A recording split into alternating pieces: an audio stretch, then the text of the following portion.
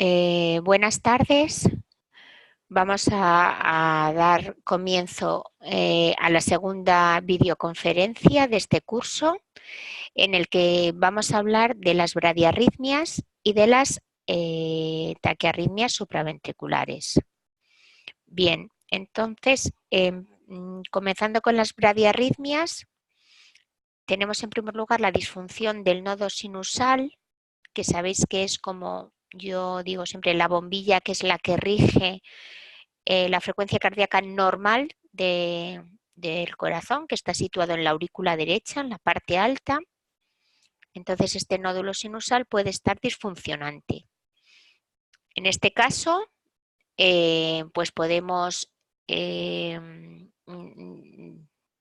dividirlo en las siguientes patologías, que sería la bradicardia sinusal persistente, las pausas o paradas sinusales, el bloqueo de salida sinoauricular, la incompetencia cronotrópica, la taquicardia auricular, que puede estar incluida la fibrilación auricular y el aleteo y el flúter auricular, digamos, en un sentido que no funciona el nodo sinusal, y hay otros tipos de taquicardia que se originan en la aurícula, y el síndrome de bradicardia taquicardia. Este electro está mostrando una bradicardia sinusal.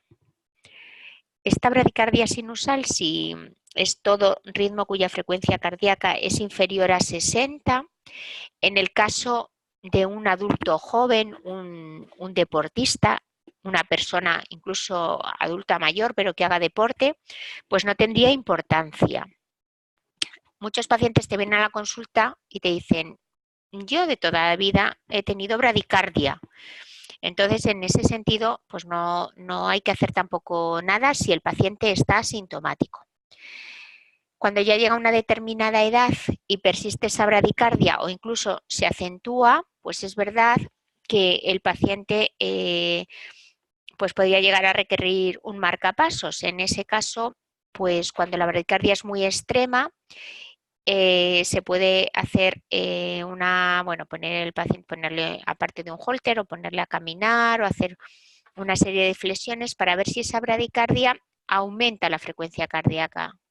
Entonces, es decir, en caso de que los requerimientos del corazón aumentaran y el corazón responda aumentando las pulsaciones, pues eso sería bueno. Sin embargo, si los requerimientos aumentan, pero no aumentan las pulsaciones, pues ahí es indicación ya en algunos casos de poner marcapasos. A continuación tenemos aquí lo que es la pausa o parada sinusal. Como podemos observar, existe la P sinusal, que es la P que se origina en el nodo sinusal, el PR, y luego ya se activa el complejo QRS, dando lugar a este complejo QRS. Entonces tenemos aquí una P seguida de un QRS, otra P seguida de un QRS, y llega un momento en que no aparece ninguna P. En este caso, como podemos ver, esto es lo que se denomina una pausa o parada sinusal. Es normal tener pausas pequeñas, pero no pausas de más de 3 segundos, que son infrecuentes y justificarían incluso la implantación de marcapasos en pacientes sintomáticos. Otra línea que pone aquí, pues indica que las pausas son frecuentes cuando hay un síndrome de braditaquicardia, como por ejemplo pues una caída en fibrilación auricular, luego revierte a ritmo sinusal. Entonces, en el momento en que hay el último latido de la fibrilación auricular y comienza el ritmo sinusal, pues hay una pausa, y ello es debido a que el tiempo de recuperación del nodo sinusal es prolongado. Eso no tendría en sí pues importancia solo en ese momento, ¿de acuerdo? Bien, la incompetencia cronotrópica pues es un poco al hilo de lo que hemos hablado antes de la bradicardia sinusal, que es la incapacidad de ese corazón de ajustar adecuadamente su frecuencia en respuesta al aumento de la actividad física o el cambio de las demandas metabólicas. Es decir, que cuando nosotros tenemos una bradicardia sinusal y le pedimos más al corazón y no puede darlos, cuando hablamos de incompetencia cronotrópica. Entonces, el criterio que se utiliza es que no se alcanza el 80% de la frecuencia cardíaca máxima. Y el 80% de la frecuencia cardíaca máxima se calcula 220 menos la edad. Y de ahí el 80%, en lo que sería el ejercicio máximo de una prueba de esfuerzo. Bien, después de hablar de la disfunción sinusal, tendríamos que hablar del bloqueo de la conducción auriculoventricular. Es decir, ya nos estamos bajando un poco más hacia lo que sería el nodo auriculoventricular. La primera parte de la conducción puede ser normal, pero el bloqueo se establece a nivel del nodo auriculoventricular. Entonces, en este caso, el bloqueo auriculoventricular se clasifica en tres, que son el primer grado, segundo grado, con sus dos variantes, el grado tipo 1 o Mobit tipo 1 o Benkeback, y el bloqueo AV de segundo grado tipo 2 o Mobit tipo 2. Y finalmente el bloqueo AV de tercer grado. Bien, del bloqueo AV de primer grado hablamos en la primera videoconferencia, en que es una prolongación anormal del intervalo PR, que sería un intervalo PR mayor de lo que serían 5 cuadritos pequeños o 0,2 segundos, es decir, este, si lo recordáis, medía 355 milisegundos, o sea, casi el doble de 200 milisegundos. Y habíamos comentado que si era en una persona joven, en un adulto joven que no tenía sintomatología, pues tampoco hay que darle más importancia. Que si aparece en una persona mayor, pues podemos pensar que detrás de este bloqueo AV puede existir otros tipos también de bloqueo AV de segundo y tercer grado, y es cuando ya hay que hacer un estudio. Bien, el bloqueo AV de segundo grado tipo 1 o Mobit 1 también lo conocemos todos, y es cuando el PR, que es lo famoso, el PR se va alargando, hasta que hay un momento, una P, que no se sigue de un QRS. ¿De acuerdo? Hay el bloqueo de esta P sinusal y no se sigue de complejo QRS. En principio, el bloqueo AV de segundo grado tipo 1 o Mobit 1 o conducta de Benkeback, pues tampoco tiene indicación en sí de marcapasos.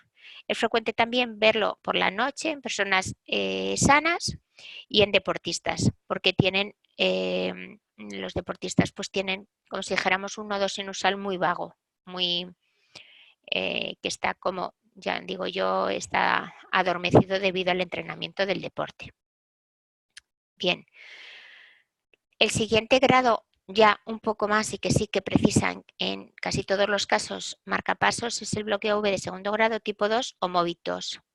En este caso tenemos unas P sinusales que se acompañan, se siguen de un complejo QRS, siendo el PR igual en todos los casos. Y hay un momento en que una P no conduce, como sería este ejemplo que se ve muy bonito. Entonces, en este caso, de cada 3, 2 conducen y una no. Entonces sería un bloqueo 3, 2. De 3, 2 conducen. En este otro caso tenemos 1, 2, 3 y la cuarta no. Sería un bloqueo 4, 3. De 4, 3 conducen y una no. Es decir, este sería más grave que este. Y el caso más grave de todo pues sería un bloqueo AV de segundo grado tipo 2, Mobit 2, 2, 1. O sea, de 2, una conduce y otra no. Una conduce y otra no. Y este es el caso que tenemos aquí. En este caso, pues podemos observar que aquí tenemos en esta tira, que es donde mejor se ven en la tira, en la D2, una P que conduce con un PR que se mantiene QRS y una P que está aquí que no conduce. Otra P que conduce, el PR es igual al anterior, con un QRS y una P que no conduce. Esto sería un bloqueo AV de segundo grado 2, 1. ¿De acuerdo? Entonces, en principio, este bloqueo AV 2.1, que también tiene indicación de marcapasos, a veces tiene una cierta confusión con un bloqueo completo.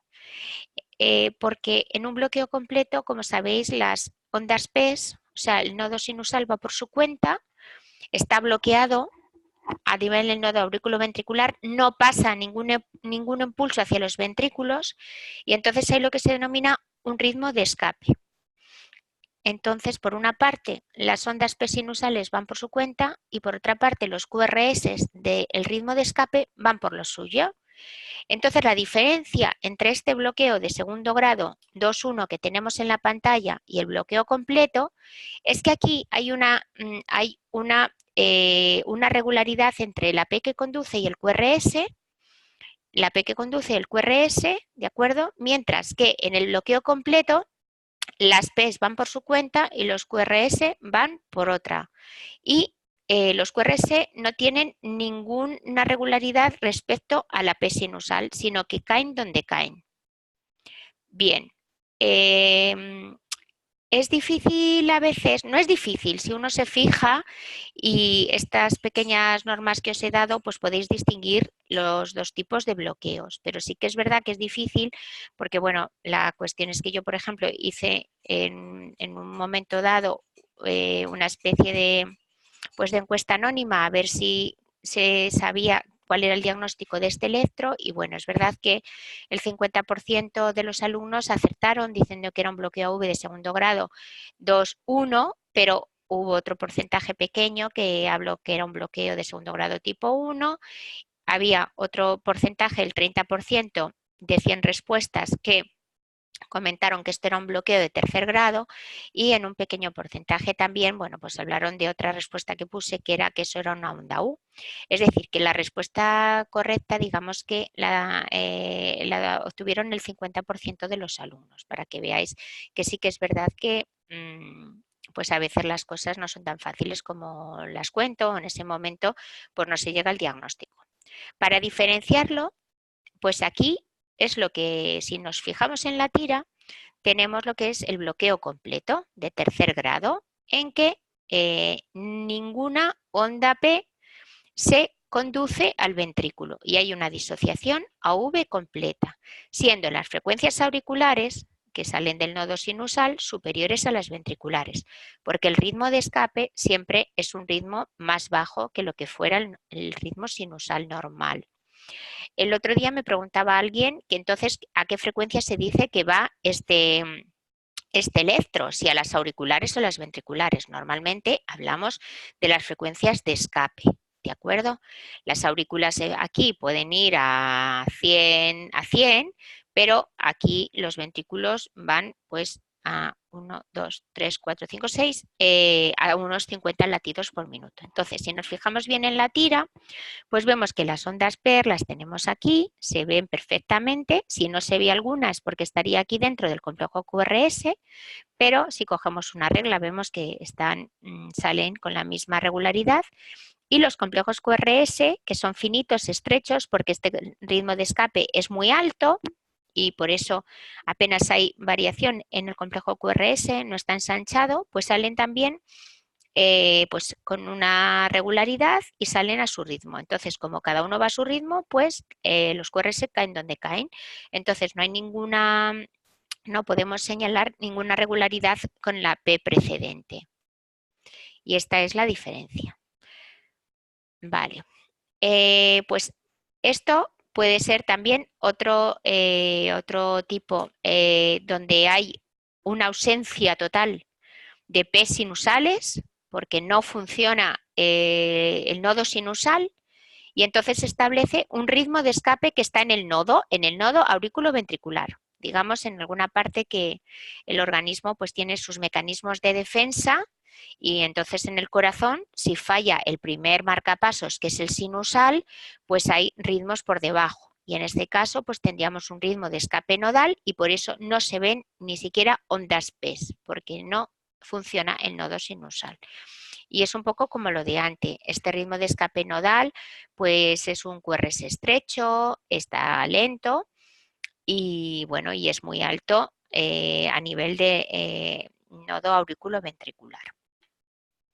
De acuerdo. Entonces, en principio, pues este tema de las bradicardias, bradiarritmias y bloqueos auriculoventriculares, pues podemos aquí comentarlo y ya, bueno, pues lo dejamos aquí cerrado.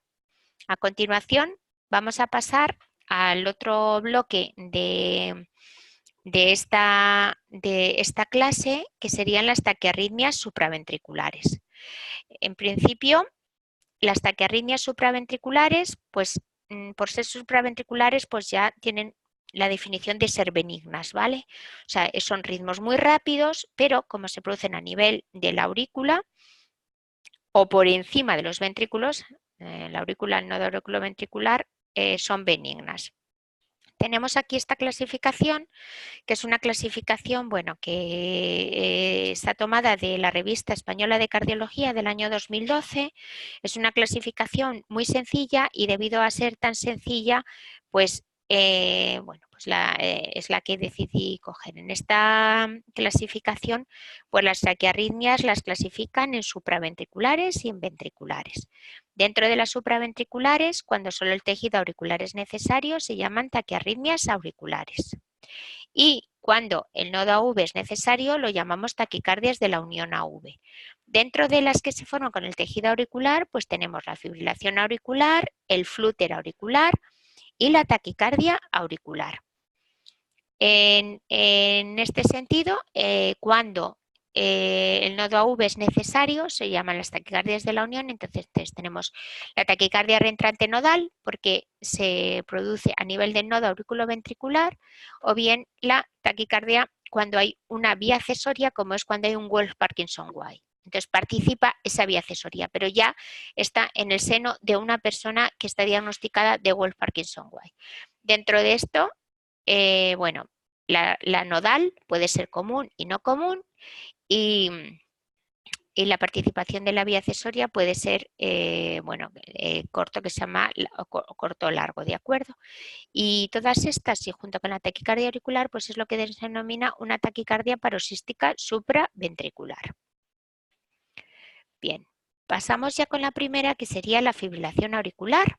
Entonces, en la fibrilación auricular, pues vemos que los intervalos RR, todo el mundo las puede distinguir, bueno, es la arritmia más frecuente, por sistema, la que lleva cantidad de pacientes, benigna, los intervalos RR son totalmente irregulares. Hay una ausencia de ondas PES. Se pueden ver entre los complejos QRS unas ondas pequeñas, irregulares, que se denominan ondas F de fibrilación. La conducción AV es de grado variable y la respuesta ventricular también es variable, con intervalos RR también variables, por lo tanto es una arritmia completa auricular y ventricular. Y el QRS es de morfología similar al QRS del ritmo sinusal. ¿Qué quiere decir esto? Esto quiere decir que si un paciente está en ritmo sinusal con un QRS estrecho y cae en fibrilación auricular, pues el QRS seguirá siendo estrecho. Si un paciente tiene de base un ritmo sinusal con bloqueo de rama izquierda o con bloqueo de rama derecha, pues cuando cae en arritmia, pues también el QRS mantiene su morfología de bloqueo de rama izquierda y bloqueo de rama derecha. ¿Y esto por qué lo digo? Lo digo porque sobre todo si es un bloqueo de rama izquierda, como el complejo QRS es muy aberrado, pues a veces puede llegar a equivocarse o a tener la idea de que pueda ser una taquicardia ventricular, porque es una taquicardia de QRS ancho. ¿De acuerdo? Pero para distinguirla, pues al principio lo primero y lo más fácil es ver si ese paciente tiene un electro previo y si estaba en ritmo sinusal, si tenía un bloqueo de rama izquierda. ¿De acuerdo? Bien, aquí tenemos un ejemplo de lo que podía ser una fibrilación auricular. Vemos en la tira del electro que los complejos QRS son estrechos, que son R irregulares, que no podemos distinguir ninguna P sinusal y que lo que se ven son pequeñas ondas. Normalmente, si el sistema de conducción es normal, cuando uno cae en fibrilación auricular, la fibrilación auricular suele ser rápida. Entonces, da síntomas en los pacientes y lo suelen manifestar como palpitaciones rápidas y casi habitualmente suelen ir a la urgencia. En principio, bueno, pues aquí en esta fibrilación auricular, como es la arritmia más frecuente y benigna, pues siempre suelo hablar de un poquitín, aunque esto es un curso de electros, de algo de tratamiento, porque la mayoría de, bueno, de los alumnos que estáis aquí, pues probablemente tendráis algún conocido, el abuelo, un tío, alguien que tenga una fibrilación auricular. Entonces, normalmente decir que la fibrilación auricular aislada es la que se llama fibrilación auricular no valvular, es decir, que no hay por qué tener ninguna patología cardíaca, ni tener una estenosis aórtica, ni una miocardiopatía, ni ningún tipo de patología. Puede ser una fibrilación auricular no valvular aislada y, bueno, realmente la patología que más se asocia es ser una persona hipertensa de larga evolución. O sea que en hipertensos de larga evolución suele ser muy frecuente la fibrilación auricular. He puesto aquí este medicamento porque, bueno, indicando para yo acordarme que exactamente que la hipertensión pues también la veréis habitualmente tratada con inhibidores de la ECA, como es el enalapril, con la asociación con antagonistas del calcio y demás.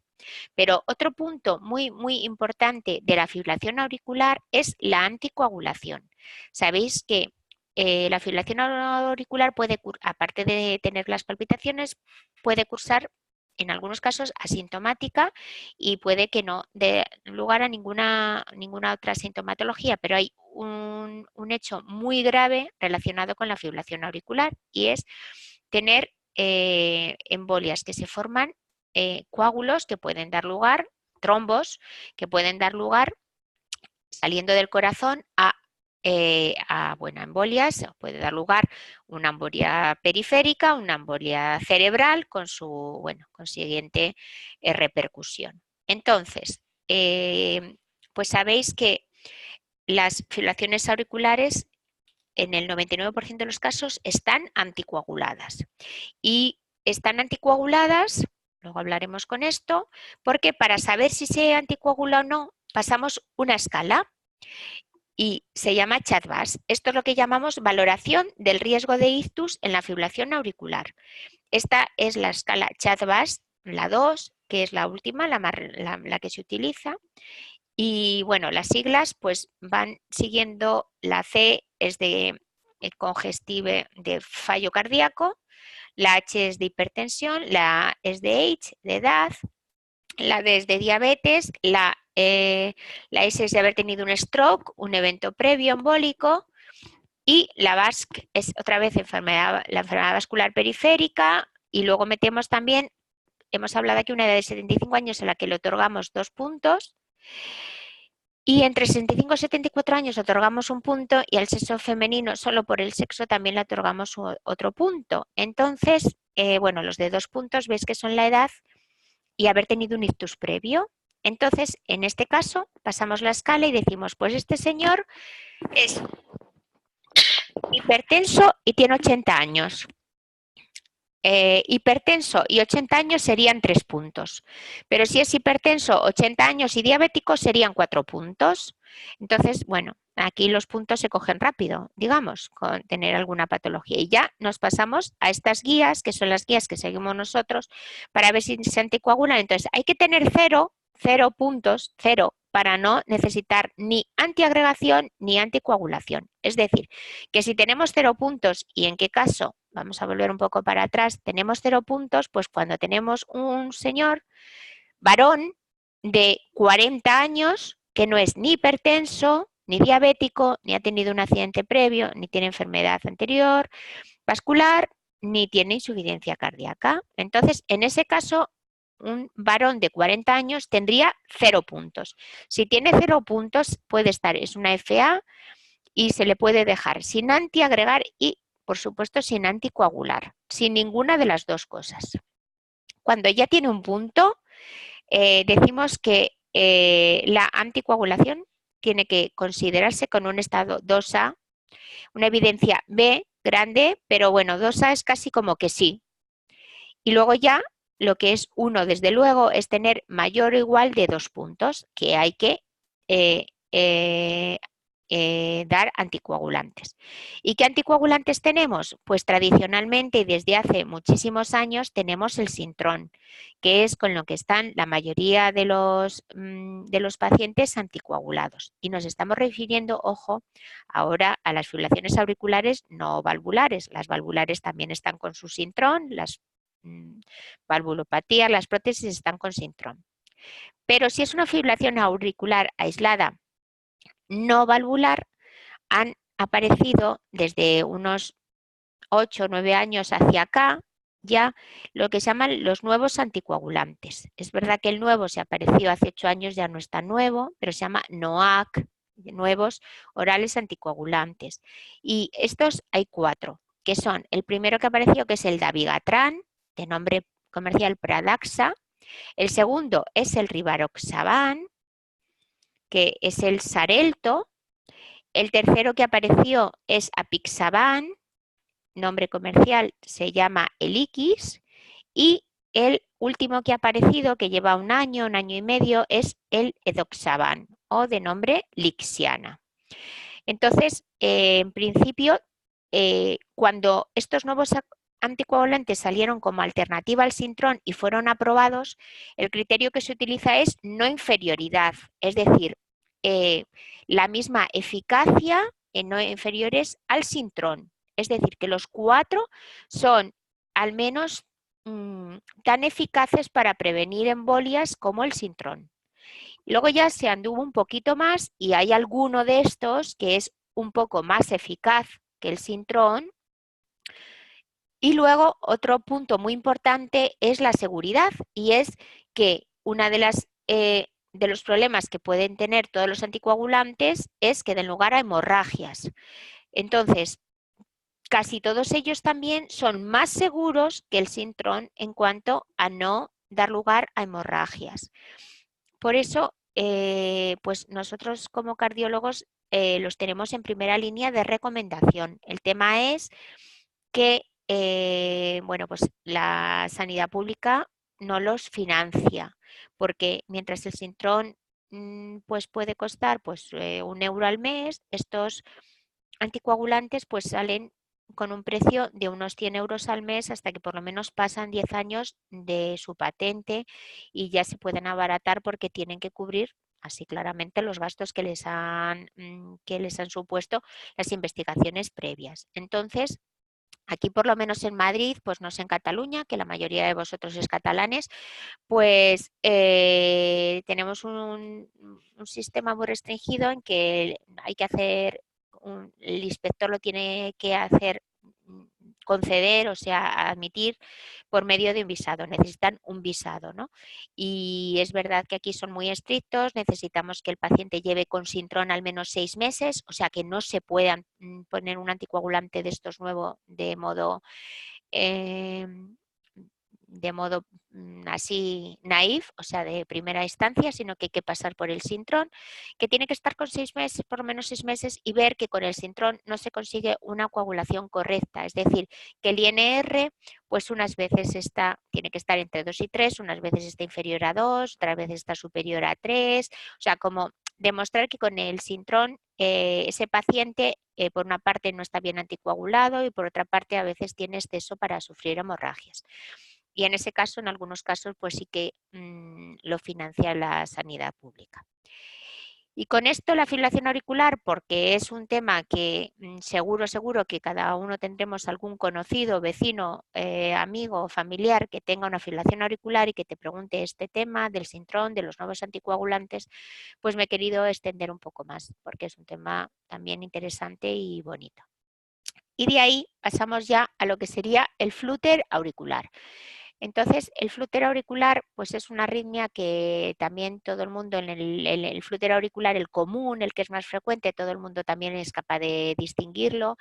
Se dice que su origen es una macrorreentrada en la aurícula, se autoperpetúa, y el flúter auricular típico es en sentido antihorario, en la aurícula derecha y en sentido contrario a las agujas del reloj. Y entonces las ondas que se ven en el electro son lo que se denominan las ondas Cefeo de flúter. Y este sería el típico. Y luego tenemos, si este es el 90%, pues tenemos un no común y un atípico. El no común es en sentido horario en la aurícula derecha y las ondas F, ahora vemos la diferencia, y luego tenemos un flúter auricular atípico que es el que se produce en la aurícula izquierda y que también es bastante raro. En principio, a qué nivel o dónde se produce este flúter le sirve a los electrofisiólogos, pero a los que estamos a pie, al cardiólogo pues clínico, como soy yo, o a los que pues a los que estén atendiendo a un paciente en una urgencia, en un centro de salud o a un técnico de emergencias como vosotros, bueno, pues lo que le importa es el tratamiento. Entonces, distinguimos el flúter, este es el común, ves esas ondas F grandes de flúter, ondas en dientes de sierra, que en 2, 3 y AVF son negativas. Entonces, este es el flúter común, el que aparece en el 90% de los casos. Cuando es típico no común, pues es también apreciamos unas ondas F, unas ondas de flúter, también grandes, pero en 2, 3 y AVF son positivas, ¿de acuerdo? Y esto es el que se denomina no común. Y los QRS, pues dependen un poco la frecuencia, suele ser más regular que lo que es la FA, porque van pasando, por ejemplo, cada 4 pasa uno, pero aquí es un flúter 3,2, o sea, las ondas F suelen ir a 300, pero luego los QRS, por supuesto, no pasan todos, ¿no? Entonces, tienen una cierta irregularidad, pero dentro de lo que es regular. Es decir, que si por ejemplo aquí es cada 4, pues en otro momento en que pasaran cada 4, pues tendría el RR es igual a este, ¿vale? Entonces, bueno, pues esto es el flúter.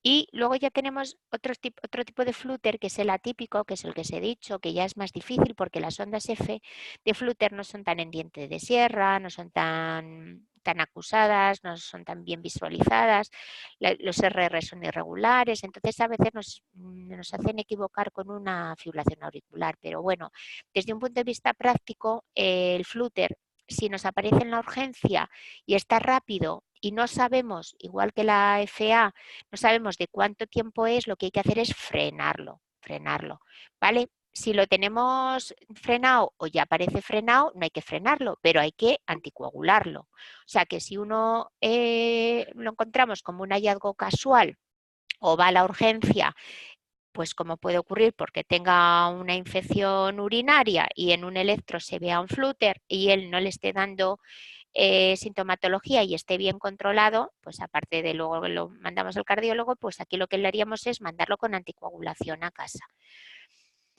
Y en la fibrilación auricular pues pasa lo mismo. Pero siempre recordad, por ejemplo, que sois técnicos de emergencias, que aunque sea un flúter o una fibrilación auricular muy rápida, si no sabemos que ha caído en menos de las 24 horas, no hay que intentar cardiovertirla, ¿vale? Si no es de menos de 24 horas, no hay que cardiovertir, porque ahí, si se cardiovierte, como no sabemos cuánto tiempo lleva, puede existir un trombo que puede salir a la circulación general.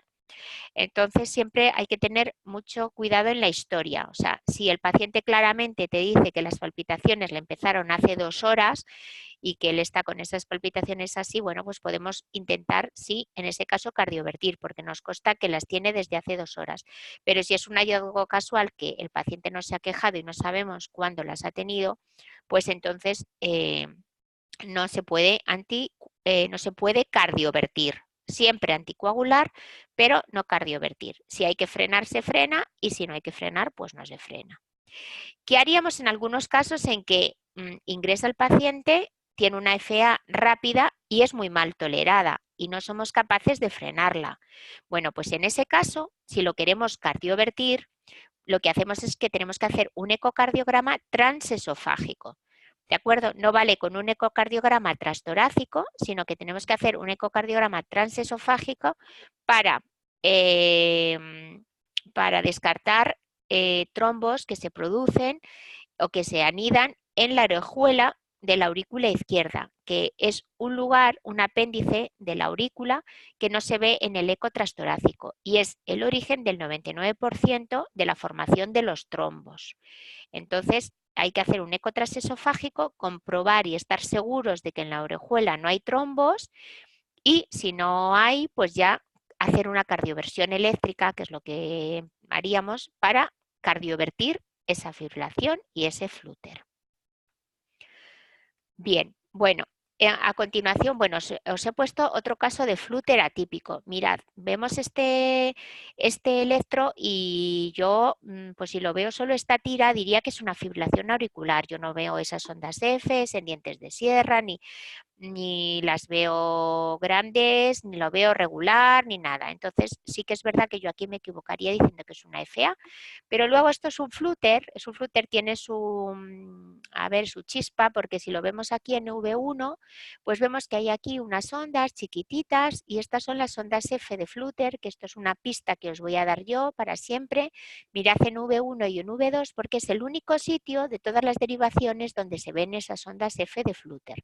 Y cuando las vemos tan regulares a 300 y así, aunque nos parezca otra cosa, pues es un flúter auricular atípico. Esto que tiene que tiene así de curiosidad, que bueno, que el flúter auricular pues se puede hacer estudio electrofisiológico para hacer una ablación de flúter. La FA pues ya es un procedimiento más complicado, entonces, bueno, en todo caso también esto estaría más en la vista del electrofisiólogo, del cardiólogo que hace electrofisiología o que se dedica a las arritmias.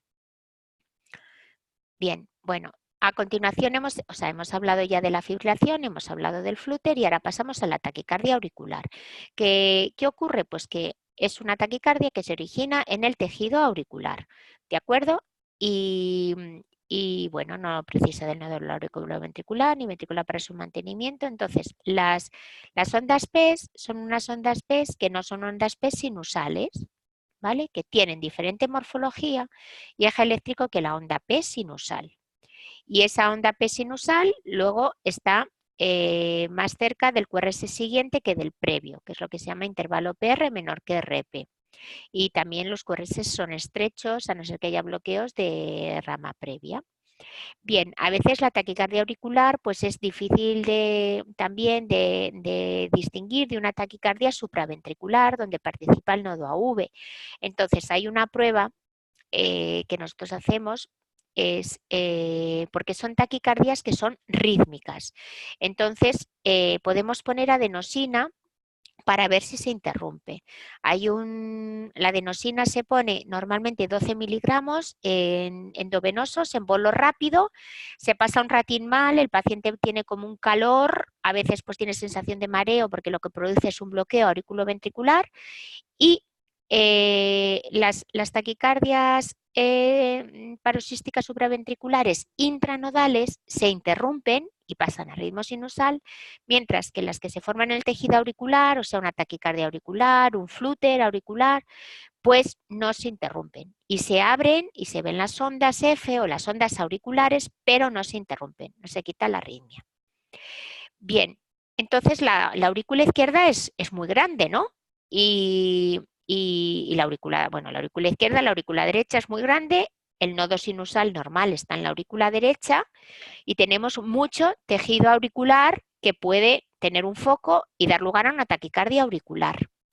Esto ya entraríamos también en el terreno de la electrofisiología y por eso aquí no nos vamos a meter. Es decir, que tenemos una aurícula derecha donde en cualquier parte puede haber un nodo que descargue y dé lugar a una taquicardia auricular. Entonces, dependiendo de la morfología de las ondas PES, así un cardiólogo clínico podría saber a qué nivel más o menos está ese foco. Pero esto ya entra, pues, interés más del arritmólogo para saber dónde tiene que hacer el estudio y dónde tiene que ir con el catéter para hacer la ablación de ese foco. Con lo cual, este esquema que hay aquí, que es un poco para distinguir con el electro de 12 derivaciones dónde se encuentra el foco, pues no lo vamos a estudiar. No lo vamos ni a... Lo tengo aquí puesto, si alguien está muy interesado, pues coge, le hace una foto, se lo estudia y lo lleva consigo. Pero vamos, en principio esto ya sería ya pues alto, un nivel más alto. Bien, aquí por ejemplo, pues tenemos lo que decimos. Esta taquicardia, por ejemplo, yo lo que sé, me llaman a urgencias y me dicen, hay un paciente que está casi a 150, ¿no? Hay dos cuadritos grandes, por lo tanto, un poquitín menos de 150, porque es 2 algo. 140. Hay un paciente que viene a 140 latidos por minuto. Entonces, lo primero que me pregunto yo, como hemos dicho cuando interpretamos el electronormales, pero esto es una taquicardia sinusal, es decir, esto es un niño que va corriendo haciendo una competición y está en taquicardia sinusal a 140. Bueno, pues no, no es una taquicardia sinusal. Eso es lo primero que tengo que saber. ¿Por qué? Porque el QRS no se precede de una onda P sinusal. Ya está. Yo aquí no veo ondas P y no es que no me las imagine ni que uno diga, pues aquí está, ¿no? No, aquí en la D2, donde se tienen que ver clarísimamente las ondas P sinusales, aunque esté a 140, no se ven. Con lo cual, esta taquicardia yo de entrada no es sinusal.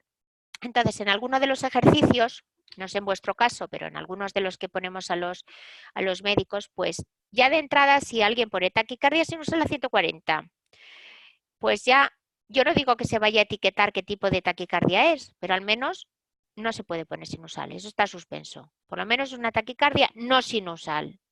No sé si es auricular, no sé si eso es un flúter, no sé si es una supraventricular ni intranodal, pero desde luego no es sinusal. ¿De acuerdo? Aquí, ¿por qué sabemos que es auricular? Es que el auricular a veces se asimila a un flúter atípico, con esas ondas que os he dicho que aparecen auriculares, que en este caso teníamos una aquí, otra aquí, otra aquí, otra aquí, que van a 240, que es como suelen salir las taquicardias auriculares, y luego conducen 2,1 y la frecuencia del QRS pues serían eso, 130 o así. En este caso, pues tendríamos también la prueba del algodón con la adenosina, en que nos podemos inyectar adenosina y no se quitaría, porque es auricular, ¿de acuerdo? Aquí tenemos otra taquicardia auricular, en que parece que aquí hay una onda P, aquí habría otra, aquí había otra, aquí había otra. Una conduce y otra no. Y me decís, bueno, esto es súper difícil porque yo hubiera dicho que esto es un QRS con una P que le precede y que parece incluso hasta una bradicardia sinusal. Bueno, pues, ¿dónde miramos? Pues miramos aquí en AVL y, por ejemplo, vemos que en AVL estas P son negativas y no hay ninguna P sinusal que sea negativa en AVL, con lo cual esto no es un ritmo sinusal. Y si lo miramos aquí, nos vamos a V1 que nos da pues nos da información, entonces aquí hay una P auricular, pero aquí hay otra. Entonces son P's auriculares de una taquicardia auricular que está bloqueada. Una conduce y otra no. Bien, en principio lo que nos importa a nosotros, probablemente este señor, para empezar, las taquicardias auriculares son incluso efectos adversos de una intoxicación por digosina que puede ocurrir. ¿Vale? Entonces, en este caso el señor no va a llegar con palpitaciones, como va a llegar bloqueado y bueno, pues como la frecuencia de escape te pueden llamar pues porque está mareado, porque ha tenido un síncope, pero en principio, bueno, pues se puede analizar tranquilamente, ver lo que es, no decir así, pues así a bote pronto, pues es una bradicardia sinusal que va a 30, mirárselo un poquito con detenimiento, bueno, 30 no va, a 40 o 50, míreselo con detenimiento, es decir, tampoco hay que hacer el diagnóstico exacto sobre la marcha. Mirad, aquí en OVF es que siempre hay una vibración donde se ve muy bien. ¿Veis? Aquí, sobre la T, esto es una T que hay una P. Y si las vemos, estas son las P. ¿Vale? Y una conduce y otra no. Conduce con un PR larguísimo, como podéis ver. Y conduce con un PR larguísimo porque muy probablemente esta sea una taquicardia auricular que el foco que estimula esté muy bajo. Como se tiene que activar la aurícula y el ventrículo, pues hasta que se activa la aurícula tarda mucho en activarse. Entonces por eso está así. Bueno, pasamos ahora, yo sé que esto se va complicando porque al principio empezamos la clase así como con mucha alegría, pero luego ya, pues cuando estamos aquí ya tenemos un lío en la cabeza, pero si la volvéis luego a repasar o a ver, pues no son tantos conceptos. Entonces, ya las últimas taquicardias de las que vamos a hablar es de las taquicardias de la unión auriculoventricular, que son las que se quitan con adenosina, que son las que se llaman intranodal, que es donde el circuito se produce aquí dentro del nodo auriculoventricular, que está dividida en dos vías, una lenta y otra rápida, y que lo más normal es que bajan por la vía lenta y suben por la vía rápida. Entonces, en este tipo de intranodal común, las aurículas y los ventrículos se activan prácticamente a la misma vez. Entonces, es como si la activación auricular y la ventricular coincidieran o la activación auricular está un poquitín por detrás del QRS, pero muy poquitín, y causa incluso deformaciones en el QRS. Y esto es lo que lo diferencia del QRS sinusal.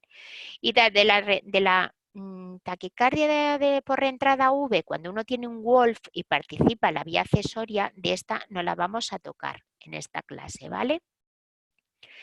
Bien, vamos a tocar estas de reentrante nodal, que son también son muy frecuentes, 75% en algunas series, a favor de mujeres, son muy rápidas. Es la que hemos llamado la común, es la lenta rápida, la típica, y otras que es no común y que es la que es al contrario, ¿no? Entonces, esta es la típica imagen, son muy rápidas,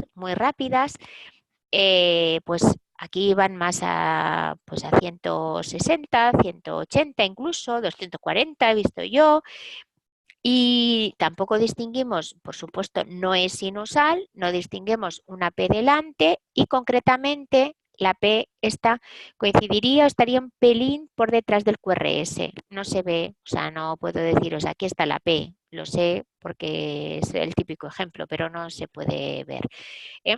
Y en este caso sí que le inyectamos los 12 miligramos de adenosina y en el 90% de los casos, pues revierte y pasa a ritmo sinusal. Y son muy frecuentes en gente joven, porque esto es tener ese nodo, esa taquicardia se genera ahí en el nodo auriculoventricular, son benignas, son muy sintomáticas, casi siempre el paciente va a la urgencia y acaban siempre en las manos del electrofisiólogo para hacerle una ablación de esa arritmia.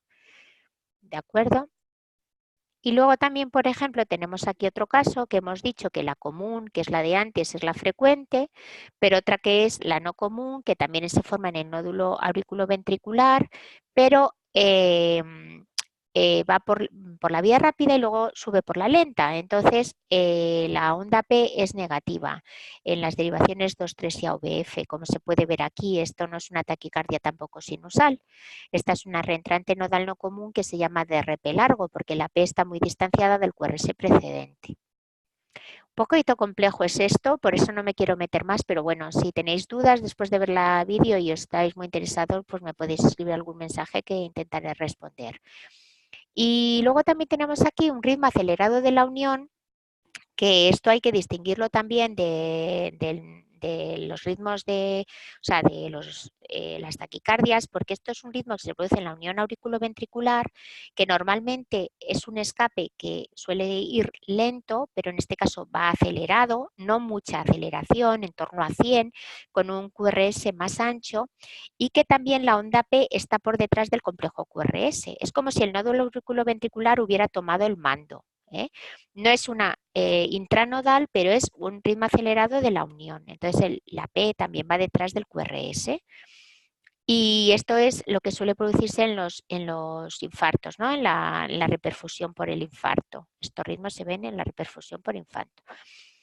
Y aquí tenemos pues, lo que puede ocurrir con una adenosina durante una taquicardia supraventricular, que vemos que, por ejemplo, aquí tenemos esto de base es un bloqueo rama izquierda y ha caído en un flúter. Yo no sé si es flúter o no, porque tampoco veo unas ondas F tan características, pero si le pongo adenosina, pues veo que se abre, se bloquea auriculoventricular, veo las ondas F de flúter a 300 y luego inmediatamente vuelve a caer otra vez en flúter.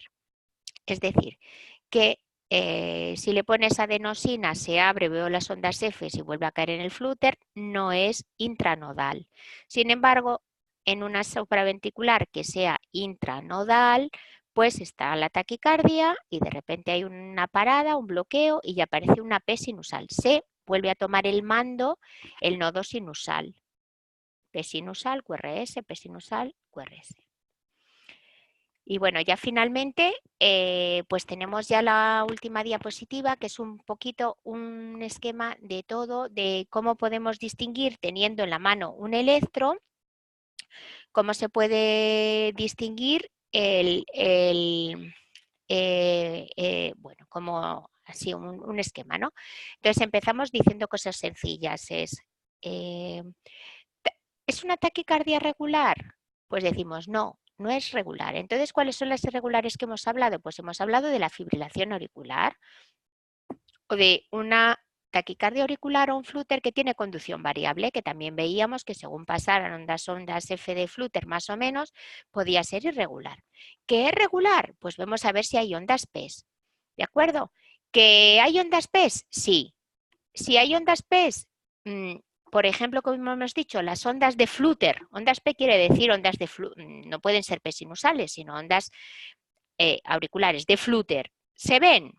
Sí. Las ondas de flúter van a más frecuencia que los QRS. Sí, pues entonces es un flúter o una taquicardia auricular que no conduce 1-1. Que hay una onda P que está dentro del QRS, por detrás, cerquita o lejos, ¿vale? Pero es 1-1, entonces suele ser las taquicardias que hemos dicho, supraventriculares, intranodales, que hemos comentado. Se analiza el intervalo RP, si es un intervalo corto, suelen ser las intranodales comunes, y si es un intervalo largo, pues son las intranodales no comunes, que son pues más muy escasas, ¿de acuerdo? Y nada más, con esto queda ya explicado pues el tema de los bloqueos y de las taquiarritmias supraventriculares. Y ya la siguiente videoconferencia sería la próxima semana, que hablaríamos ya de las arritmias ventriculares. Con lo cual, pues nada, muchas gracias a los que habéis asistido y los que lo puedan ver en diferido. Si tenéis alguna duda, pues me lo podéis comentar.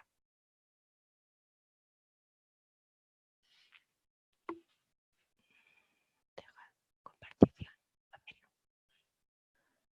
Finalizar.